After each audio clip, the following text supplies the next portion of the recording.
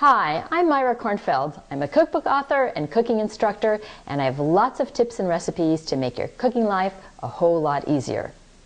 Today, I'm going to make traditional sauerkraut. This time-honored fermentation process is going to turn the pedestrian cabbage into an uber-raw natural probiotic. This ferment is going to be with regular green cabbage, although red cabbage, Napa cabbage, they're all good. So I have a quarter here. I quartered it, and this is how I'm shredding. I'm cutting out the core. We don't want the root in here, so to get rid of that, put it aside. Hold it like so, and make your fingers like a mandolin and just shred. You could also use a mandolin or the shredding blade in your food processor.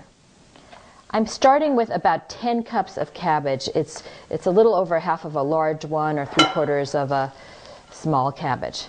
I'm mixing in some carrots to this ferment, and then I'm going to start the process with the help of salt. Salt is what inhibits the growth of undesirable bacteria long enough for lactic acid to start forming. Now, here's how it works. We've got lactobacilli, and these are delightful little microorganisms that are already present on the leaves and roots of plants. So with a little encouragement, they convert the starches and sugars in the leaves to lactic acid. And that's how we get the term lactofermentation. Also, what happens is the vitamin C levels really increases. There's lots of enzymes.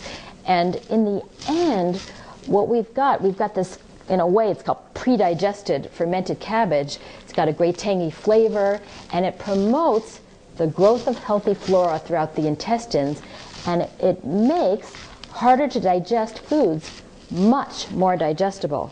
The 4 teaspoons of salt is perfect for the amount that's going to fit into 1 quart.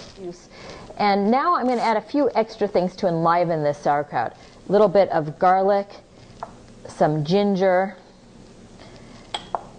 some scallions, and I have here this delightful little pepper. This is a Fresno pepper my market happened to have, and it's going to give it some really pretty color. It's not super hot. And I'm mixing these in, and now I'm ready to pack this into the jar. You could also add caraway seeds and fennel seeds and juniper berries, sliced onions, sliced fennel, fresh herbs. There are so many things that you could put into your ferments. Really makes it fun. Now it's time to pack this into my ball jar. I like using a jar with an insert because as it starts to ferment, this gets really firm. While you're packing it in, you'll think that there's no room, but there is. Now I could squeeze this down with my spoon here again, but since I have that pounder, it just really goes down deep, and plus the juices come out over the kraut, and that's important. So I'm pushing this down. Notice how much liquid is rising to the top. It's amazing.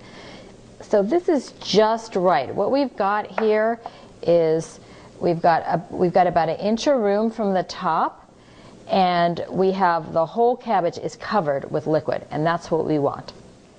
Now I just screw on the lid and let it go. So I'm going to leave this on the counter.